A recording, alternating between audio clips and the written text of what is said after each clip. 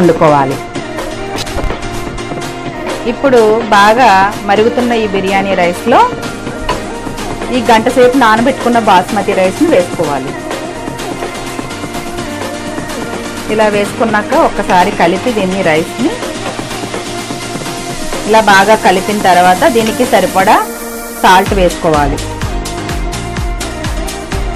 పక్కన ఇంకో కడాయి పెట్టుకుని దానిలో మనం అన్నీ మ్యాష్ చేసుకున్నటువంటి ఈ చికెన్ని, ఒక అరగంట పాటు నానిన ఈ చికెన్ని ఈ స్టవ్ మీద ఈ గిన్నెలో వేసుకోవాలి.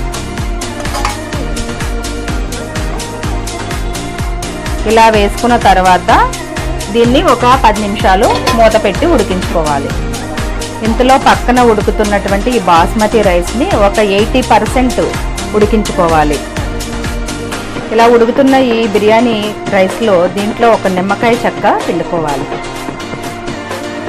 ఇలా 80% ఉడికిన ఈ బాస్మతి రైస్ని పక్కన ఈ చికెన్ కడాయిలో లేయర్ కింద వేసుకోవాలి.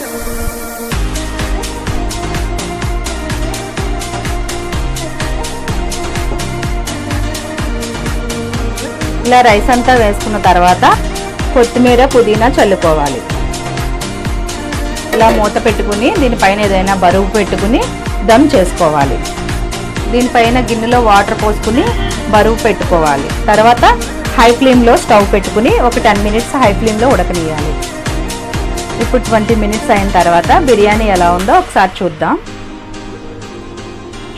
చూడండి, ఇదిగో చూడండి, ఎంతో గుమగుమలాడే చికెన్ దమ్ బిర్యానీ రెడీ.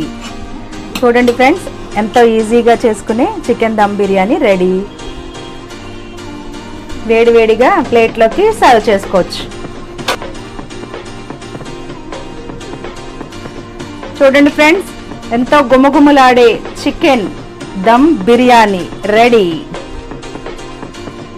ఎంతో గుమగుమలాడే చికెన్ దమ్ బిర్యానీ రెడీ. రండి ఫ్రెండ్స్, మీకోసం